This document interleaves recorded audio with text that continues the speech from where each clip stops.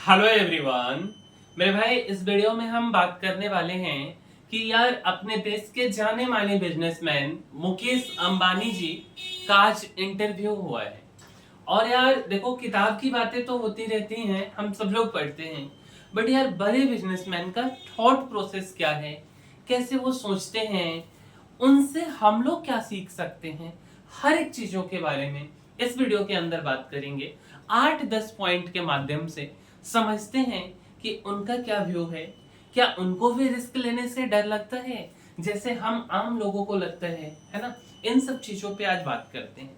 तो मेरे भाई, जियो को लॉन्च करना, इसका जो मेन टैगलाइन है वह क्या था ना, कि जियो को लॉन्च करना इनके लाइफ का सबसे बड़ा रिस्क था। ठीक है, ऐसा हम नहीं कह रहे, ऐसा अंबानी जी खुद कह रहे हैं। ठीक है, और किसी दूसरे दिन नहीं, आज ही 25 जून को इन्होंने कहा है। अंबानी जी बोले, इंसान खाली हाथ आता है और खाली हाथ जाता है। मेरे भाई, हम आम लोग भी ना अपनी भाषा में यही चीज बोलते हैं। और जनरली ना, जब लोग यार अनसक्सेसफुल होते हैं ना, तो उनके मुंह से ये चीज कॉमनली सुना जाता है। ठीक है, यार खाली हाथ आते हैं, खाली हाथ जाते हैं। बड़े बिजनेसमैन भी ये बात बोलते हैं, लेकिन उसके साथ उनका जो रिस्क एपेटाइट है वो बहुत बड़ा होता है। और इसके कारण ना उनका जो सक्सेस लेवल है वो ही एक नेक्स्ट लेवल पे होता है। तो मेरे भाई, देश के सबसे अमीर बिजनेसमैन मुकेश अंबानी जी ने कहा है कि रिलायंस जियो को लॉन्च करना मेरे जीवन का सबसे बड़ा जोखिम था। अंबानी ने ये बात 25 जून को मैकिंजे एंड कंपनी में इनका इंटरव्यू हो रहा था, उन्हीं को इन्होंने इंटरव्यू दिया और उसमें इन्होंने बोला है। अंबानी ने कहा, हम मानते हैं कि इंसान खाली हाथ आता है और खाली हाथ जाता है। पीछे जो है, अगर आप बहुत मेहनती हैं तो आप एक संस्था बनाते हो, आप एक इंस्टीट्यूशन बनाते हो, है ना, या जो भी चीजें बनाते हो, तो वो चीज आप छोड़ के जाते हो, अपना नाम छोड़ करके जाते हो। इनके जो पिताजी हैं, मेरे पिता ने मुझसे कहा था कि रिलायंस एक प्रक्रिया है। ठीक है, ऐसा उनके पिताजी इनको कहते थे। पहला जो इनका संदेश है कि जो जियो है, जियो में लाइफ का सबसे बड़ा रिस्क। अंबानी ने कहा, मैंने अपने बोर्ड को बताया था कि जियो को लॉन्च करना अब तक का सबसे बड़ा जोखिम था। उस समय हम अपनी खुद की रकम लगा रहे थे और मैं सबसे बड़ा, मींस अंबानी जी सबसे बड़े शेयर होल्डर थे जियो के। कुछ विश्लेषकों का मानना था कि भारत सबसे उन्नत डिजिटल तकनीकी के लिए तैयार नहीं है। और इतने विश्लेषकों के, क्योंकि यार हर एक जो बड़ा काम होता है ना, उसमें इंटेलिजेंट लोगों का एक एनालिसिस बहुत बड़ा फैक्टर रखता है। और उस एनालिसिस के बेसिस पे कहा गया कि भारत अभी इस लेवल पे तैयार नहीं है कि इतना बड़ा क्रांति लाया जाए। और फिर भी यार बड़े बिजनेसमैन इन्होंने रिस्क लिया, है ना। इसलिए जियो का बुरा हाल हो सकता है, ऐसा जो लोग थे उनका कहना था। लॉन्चिंग के बाद हमें ज्यादा रिटर्न न मिलने का रिस्क था। जैसे यार हम लोग अपने लाइफ में रिस्क लेते ना, कोई बड़ा काम करते ना, तो यार हर जगह से हर लोगों का कुछ ना कुछ स्टेटमेंट आता ही आता है। ठीक है, चाहे वो आपके रिलेटिव हैं, चाहे वो आपके जानने वाले हैं, क्या कहते नहीं कहते, सबका अपना अपना होता है। बट ऐसा नहीं है कि बड़े लोगों के साथ ऐसा नहीं होता है। लेकिन हमने जो डिसीजन लिया है वो डिसीजन अगर सही है और सही दिशा में हम बढ़ रहे हैं, तो शायद हमें भी रिस्क लेना चाहिए। हमेशा समय अनुकूल नहीं होता है, लेकिन आने के साथ साथ वो चीजें बदल जाती है। दूसरा जो इनका कहना है कि नाकामयाबी भी मंजूर थी। मतलब यार सोचो कि इतना पैसा डालने के बाद बिजनेसमैन ना यार एक एक रुपया डालता है ना, तो बहुत सोच समझ के डालता है, उसको लॉस नहीं चाहिए होता है। लेकिन इनका क्या कहना है कि जब हमने जियो लॉन्च कर रहा था, तो अगर अनसक्सेसफुल भी होते ना तो कोई बात नहीं। जैसे स्टॉक मार्केट में भी क्या होता है ना, कि स्टॉप लॉस आपको तैयार रखना पड़ता है, उसी तरीके से इनका कहना है कि नाकामयाबी भी मंजूर थी। मैंने, मींस अंबानी जी ने बोर्ड को बताया, सबसे खराब स्थिति में हमें ज्यादा रिटर्न नहीं मिलेगा। ये ठीक है, क्योंकि ये हमारा अपना पैसा है, किसी वेंचर कैपिटलिस्ट का पैसा नहीं है कि रिटर्न देने का दबाव होता है, जैसे आजकल एडटेक कंपनीज के साथ हो रही है ना।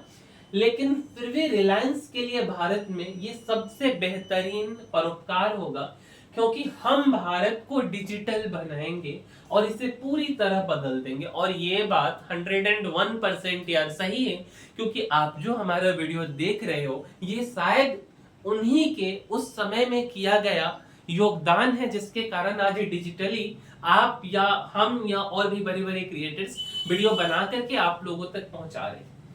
तीसरा जो बात है, बड़े स्तर के काम हमारे लिए जरूरी, कि यार जो बड़ा स्तर का बिग लेवल का वर्क होता है ना, वो इन लोगों के लिए जरूरी है।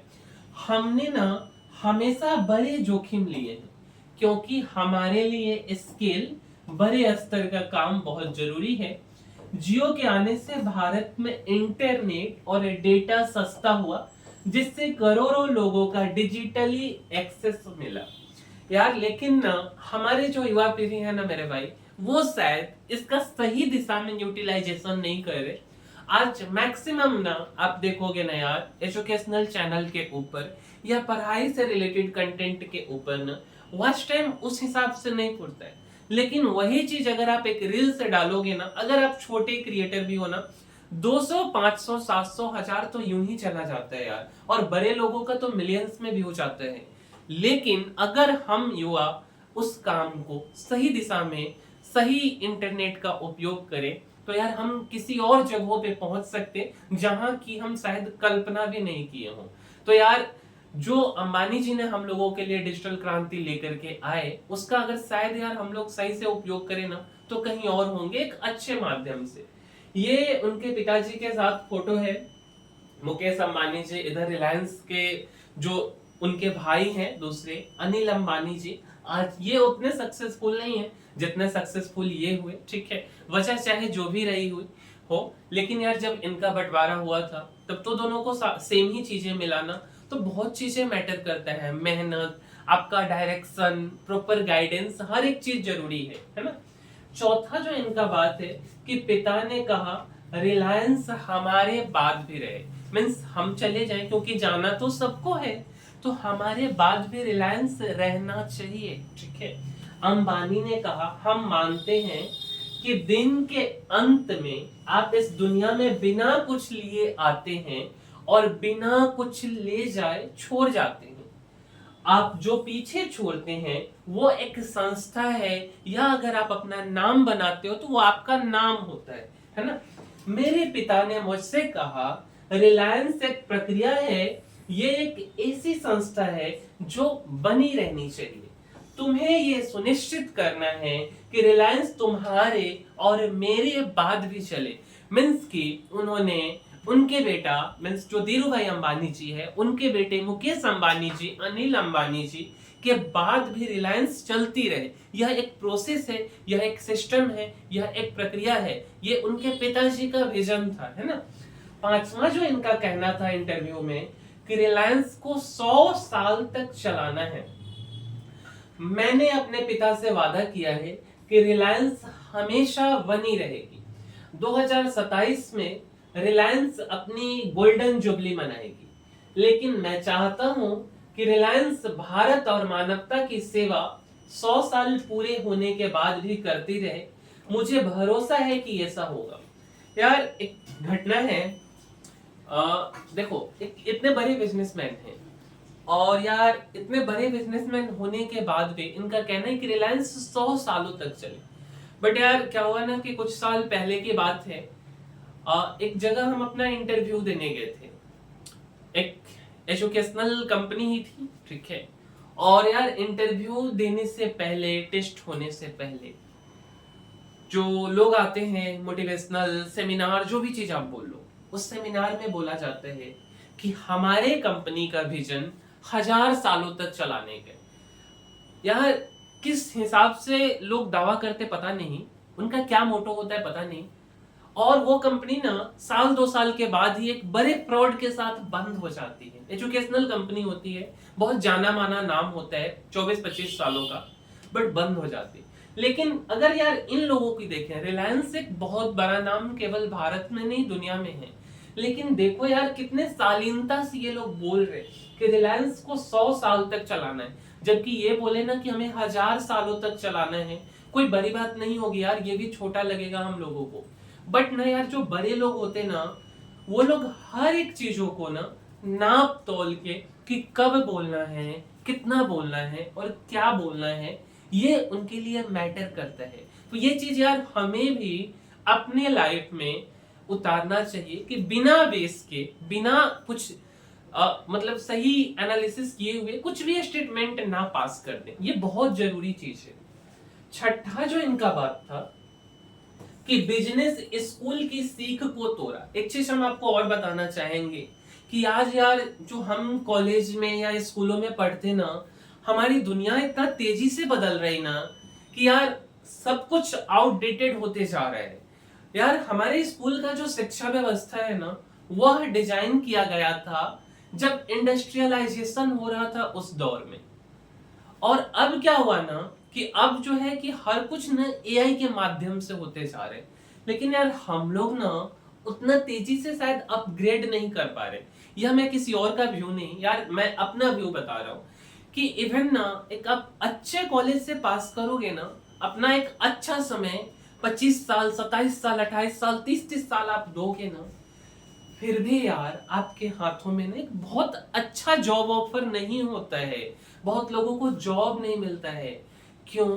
क्योंकि ना समय के साथ ना काफी तेजी से दुनिया बदल रही है। ठीक है, तो यार जो चीज हमें स्कूल या कॉलेज में पढ़ाया जाता है, ऐसा नहीं है कि हर बार वो चीजें ही सही होती है। और यह बात केवल हम नहीं कह रहे, देश के जाने माने बिजनेसमैन का भी कहना है कि उनके बिजनेस स्कूल या कॉलेज में जो चीजें पढ़ाया गया, उस स्टेटमेंट से भी आगे जाकर के इन्होंने हार्ड लाइन डिसीजन लेकर के कुछ चीजें बदली हैं। जैसे देखिए, हमने बिजनेस स्कूल की हर उस सीख को चुनौती दी, जैसे कि वैल्यू चेन में इंटीग्रेशन नहीं करना चाहिए, ऐसा इनको सिखाया गया।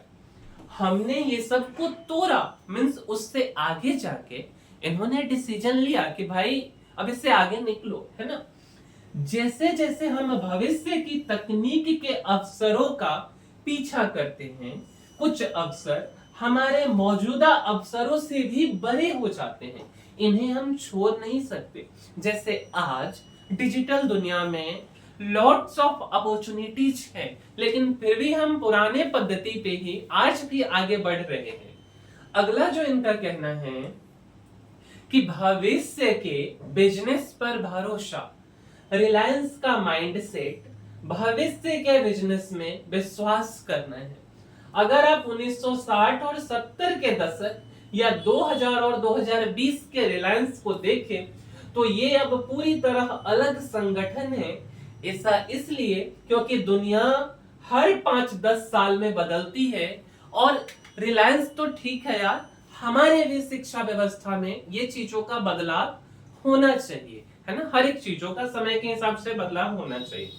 आठवां जो इनका कहना है कि रिस्क मैनेजमेंट का मेरा सिद्धांत। हर लोगों के लाइफ में रिस्क मैनेजमेंट बहुत जरूरी होता है, बट फिलहाल इनका समझते हैं कि रिस्क मैनेजमेंट मेरा सिद्धांत है कि पहले सबसे खराब स्थिति के बारे में सोचो, फिर उसे सहन करने की तैयारी करो।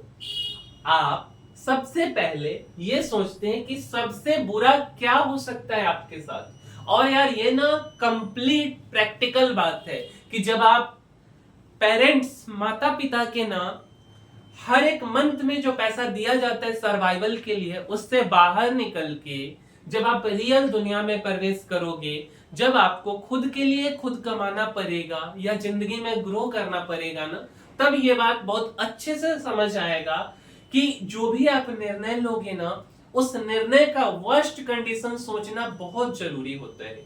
ठीक है, कि सबसे बुरा क्या हो सकता है और फिर आपको उसे सहना होता है। यही मेरा एक सिद्धांत रहा है और यार ये हम सभी लोगों के लिए बहुत बड़ी लर्निंग लाइफ लेसन्स में से एक है। 9वां, कर्मचारियों से आंख मिलाना जरूरी। लगभग 30-40 साल पहले मैंने कहा था, मेरा एक निजी सिद्धांत ये होना चाहिए कि मैं अपने किसी भी कर्मचारी के आंखों में देख सकूं। आजकल क्या है ना मेरे भाई, जो बिजनेस चलाते हैं ना लोग, ऑफिस में एक अलग सा चैम्बर होते हैं।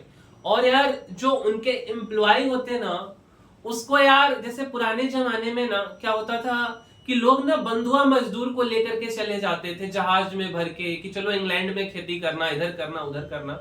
आज के यार जो बिजनेसमैन है ना, ऐसे एम्प्लॉय को ट्रीट करते।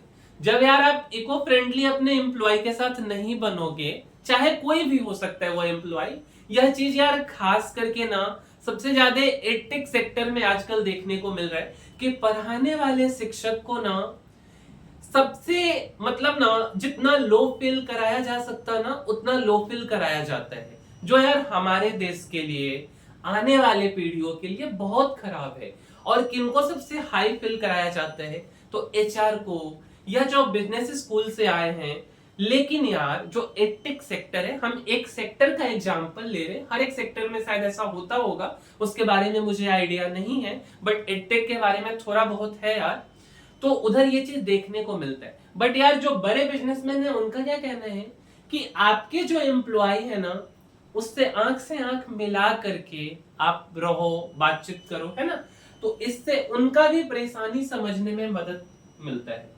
रिलायंस में हम अपने लीडर्स को कहते हैं कि आंखों में देखना जरूरी है, क्योंकि इससे आप अपनी ईमानदारी दिखाते हैं। और जब आप अपनी ईमानदारी दिखाते हैं ना, तो हर एक चीज ना आपका जो है, आपके साथ भी कुछ गलत नहीं होता है। जो भगवान है ना, वो पूरा इक्वली ट्रीट करते हैं। तो हमें अपने काम में ऑनेस्टी दिखाना है, बाद बाकी ना जो है वो चीजें ना भगवान पे छोड़ देनी है, ठीक है। अगला इनका जो सिद्धांत है, रिलायंस की संस्कृति, जो कि यार आज ना हर एक फील्ड में देखे ना तो ये चीज हम लोग खोते जा रहे हैं, ठीक है। तो यार पहले इसके बारे में डिस्कस कर लेते हैं। मैं मानता हूं कि हम अपने टॉप 100 लीडर्स को अपने सिद्धांत बता सकते हैं। हम कह सकते हैं ये हमारे सिद्धांत हैं, हम वही करेंगे जो सही है। जो भी हम करें, हमें एक दूसरे को देखकर यह कहना चाहिए कि हमें शर्मिंदगी नहीं है। यही रिलायंस की संस्थागत संस्कृति है। और मेरे भाई हर एक चीजों में ना ये चीज बहुत ज्यादा मैटर करता है। संस्कृति जो है ना, एक यार हम लोग कल्चर जो देख रहे हैं यार, ये चीज थोड़ा सा आजकल बदलते जा रहा है कि हम लोग ना एक अलग लेवल पे जा रहे हैं कि यार क्या करेंगे ना। देखो यार, ये मेरा पर्सनल ओपिनियन है कि आजकल फादर्स डे मनाएंगे, मदर्स डे मनाएंगे, एनिवर्सरी डे मनाएंगे, ये डे, फलाना डे, ढिकाना डे, ठीक है, सब डे मना लेंगे, ठीक। लेकिन यार जो संस्कृति है कि जब हम अपने घर से निकलते ना, स्कूल जा रहे हो, कॉलेज जा रहे हो या कहीं भी जा रहे हो, क्या हम अपने माँ बाप का पैर छू करके निकलते हैं? ये हमारे संस्कृति में सदियों से होते आया है। बेसिक मोरालिटी जो है वो चीज हम लोग खत्म करते जा रहे हैं। ट्विटर पे जाएंगे तो धर्मवादी बन जाएंगे, लेकिन अगर हम हिंदू धर्म से बिलोंग करते हैं तो क्या हम माथे पे तिलक लगा करके निकलते हैं? क्या हम प्रतिदिन सूर्य नमस्कार करते हैं? नहीं करते। लेकिन ट्विटर पे पूरा ज्ञान देंगे, हर एक जगह पूरा ज्ञान देंगे। तो यार केवल ना इसमें जो है कि हमारी गलती नहीं है, हमारी एजुकेशन सिस्टम की गलती है। तो हम सब लोगों के इसके लिए यार जरूर आवाज उठाना चाहिए, या अगर हम बड़े लेवल पे नहीं कर सकते तो अपने स्तर से जितना हो सकता है शायद उतना तो कर ही सकते हैं। क्योंकि यार केवल यह मेरा कहना नहीं है, जो देश के जाने माने इंडस्ट्रियलिस्ट, बिजनेसमैन है ना, उनका भी यही कहना है कि उनका भी एक संस्था है और उसकी भी एक संस्कृति है ना। तो यार इसी के साथ इस वीडियो को हम समाप्त करेंगे। और यार किसी के भावनाओं को ठोस पहुंचाना मेरा इस वीडियो में उद्देश्य नहीं था। जो भी बातें हमने इस वीडियो में बोली है वह मेरा पर्सनल ओपिनियन है, मुझे जो सही लगा मैंने वो बोला। अगर इससे किसी को तकलीफ पहुंची हो तो यार हाथ जोड़ के आप सभी लोगों से मेरा यार माफी रहेगा, ठीक है। और इसी के साथ इस वीडियो को समाप्त करते हैं। और अगर आपको वीडियो से वैल्यू एडिशन मिला है या आप कुछ अपने लाइफ में सीखे हो तो इस वीडियो को यार लाइक, शेयर और सब्सक्राइब मत कर देना। मिलते हैं अगले वीडियो में, तब तक के लिए धन्यवाद।